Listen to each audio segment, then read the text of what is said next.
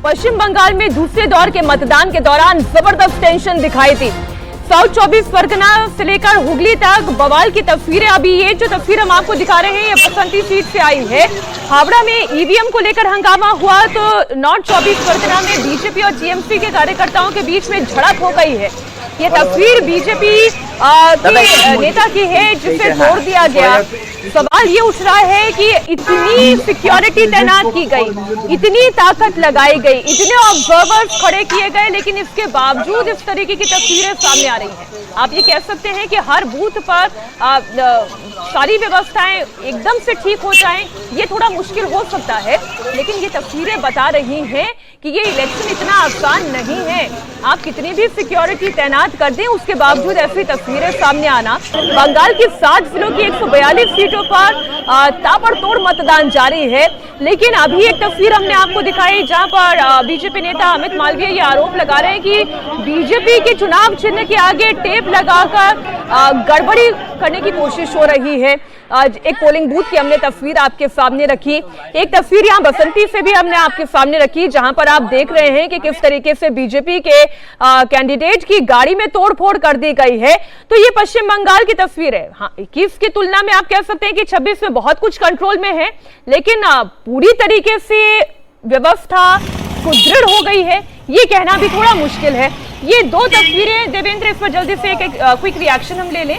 ये दो तस्वीरें, एक जहां पर ईवीएम में बीजेपी के नाम के आगे लगा हुआ है और दूसरी तस्वीर ये कि बीजेपी के उम्मीदवार की गाड़ी में तोड़फोड़ हो गई। और पहले केस की अगर बात करें तो उसमें ऐसा नहीं है कि सिर्फ वर्बल शिकायत है या कहने की बात है, उसको वीडियो के साथ चुनाव आयोग से शिकायत की गई है और वीडियो बाकायदा उसमें दिख रहा है कि हरिंदंगा स्कूल वहाँ के कमरा नंबर 2 और वहाँ पर जो ईवीएम लगा हुआ है उसमें टेप लगा हुआ, वो वीडियो बना के वहाँ पर शिकायत की गई है। और सिर्फ वही एक बूथ नहीं है, एक दूसरा बूथ है, बूथ नंबर 189 फौलता इलाका का ही। और जहांगीर खान के बारे में अगर आप देखें तो अब समझ में आएगा कि आखिर अजय पाल शर्मा को उस तरह से जाके वहाँ पर लोगों को क्यों समझाना पड़ा या कहना पड़ा, या जो एंटी सोशल एलिमेंट थे उनको धमकाना पड़ा।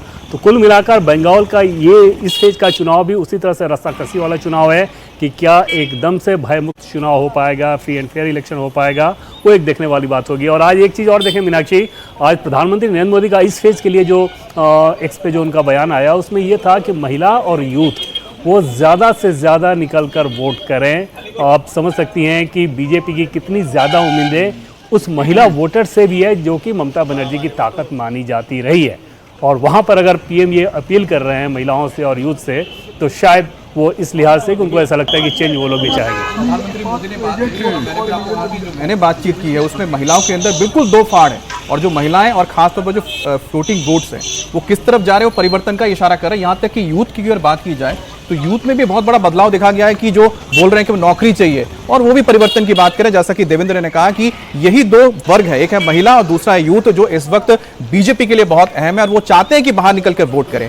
अब बंगाल में दूसरे चरण में भारी बवाल हो रहा है। इस वक्त हम आपको खबर बता रहे हैं साउथ 24 परगना की, जहां पर बासंती सीट से बीजेपी कैंडिडेट पर हमला किया गया है। साउथ 24 परगना में वोटिंग के दौरान भारी बवाल देखने को मिला है। बीजेपी प्रत्याशी विकास सरदार के ऊपर बताया जाए टीएमसी कार्यकर्ताओं ने जानलेवा हमला किया है, उनकी गाड़ी में तोड़फोड़ की गई है।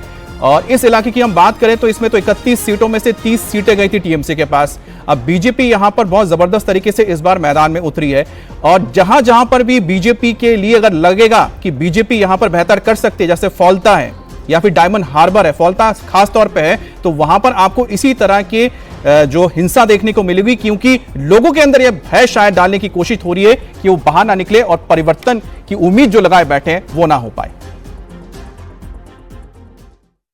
बूथ लेके हमारा बूथ एजेंट को बढ़ाने के लिए सीसीटीवी ठीक रहा है और सेंट्रल फोर्स काम कर रहा है कि नहीं कर रहा है, फिर टीएमसी गुंडे लोग को जम कर रहा है देखने के लिए। मेट जाने के बाद 200 और 250 जो टीएमसी गुंडे लोग मेरा ऊपर अटैक किया, वो गुंडागिरी किया और बम्बू और लोहा के रॉड लेकर के आर्म्स लेकर के मार रहा था। इतना मेरा वो कार पे भंगचूर किया, हमारा खुद मर्डर करने के लिए प्रेस रहा। मेरा जो सिक्योरिटी गार्ड उसका जो लाइसेंस गन वो गन छीन लिया। तो आपने इन्हें सुना, इन्होंने कहा कि ना सिर्फ मेरी गाड़ी में तोड़फोड़ हुई, 200 गुंडे आए, उन्होंने मेरे सिक्योरिटी गार्ड की गन तक छीन ली और गाड़ी को पूरा तबाह कर दिया।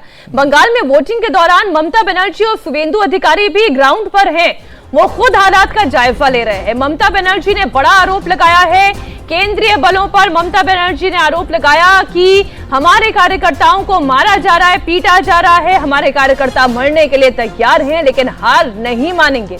बीजेपी ताकत के दम पर चुनाव जीतना चाहती है लेकिन हम ऐसा होने नहीं देंगे। देखिए कैसे हमारा वर्कर को पीटा है रात में।